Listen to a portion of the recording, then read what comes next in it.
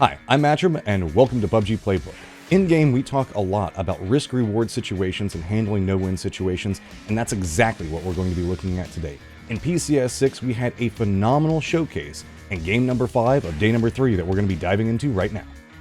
Early on, we had a very interesting circle show up and made it to where teams had to figure out what they were going to do. It was a 50-50 circle, north or south, due to the Death Star Trench running right through the middle of it, with the extreme drops from ridgelines and no cover on the inclines, meaning pathing is incredibly difficult. Yaho decided very early to do a 2-2 split, with some in the north and some inside the trench. As the game progresses, though, they will regroup inside the valley. eUnited, though, finds themselves in the south and are going to have to fight their way the entirety of the path to get to the edge of the ravine. While we have had a lot of battles, let's move ahead to the end stages of the circle, and it stayed pretty much with the trench inside the center of it. Multiple teams are fighting for survival in a desperate circle. Gascans are the only team to the north, while we had eUnited 22 New Tropic on the south. Yaho and STK are in the low ground positions. The high ground teams have sight lines on each other but cannot see the low ground. Those steep cliff sides make traversing down impossible, let alone crossing to the other side like we were talking about a second ago. Yaho realized this circle was going to be a problem and what the options were very early. They took this position,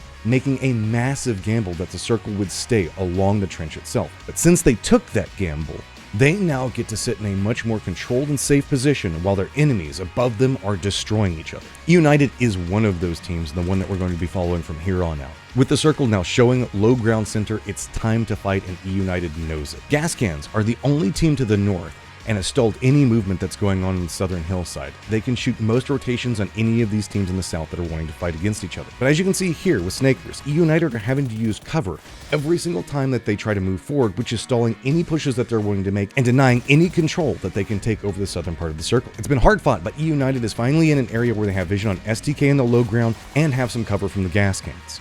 While Gascans has had control of a lot of the circle, now that it's been shifting just a smidgen more south, they have lost most of their cover and are now right on top of Shoot to Kill. eUnited Snakers runs up and plays Ring Around the Rosie with Vinny, and that eliminates 22.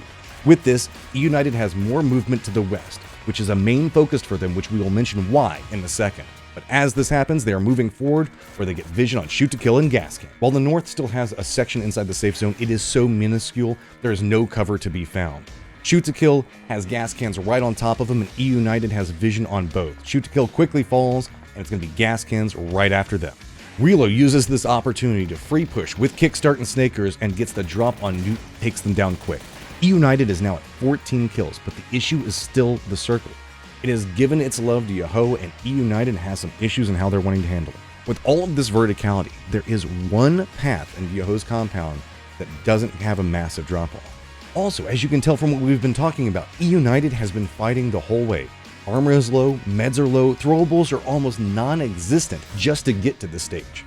On the opposite side of that, Yaho has just been chilling, full up, strong, and waiting to make this last firefight theirs. eUnited knows they likely cannot win this firefight, but they are still going to make an attempt to push down into their doom. Yaho has too good of a defendable position, and Yaho also has the aim and the capabilities to defend. While it was a valiant attempt, after losing several members, eUnited Snakers runs for the blue with Punich chasing after him. There's a lot of debate regarding denying points to the blue, and yes, sometimes it can lead to more anticlimactic endings. But in this case, you can see eUnited came down.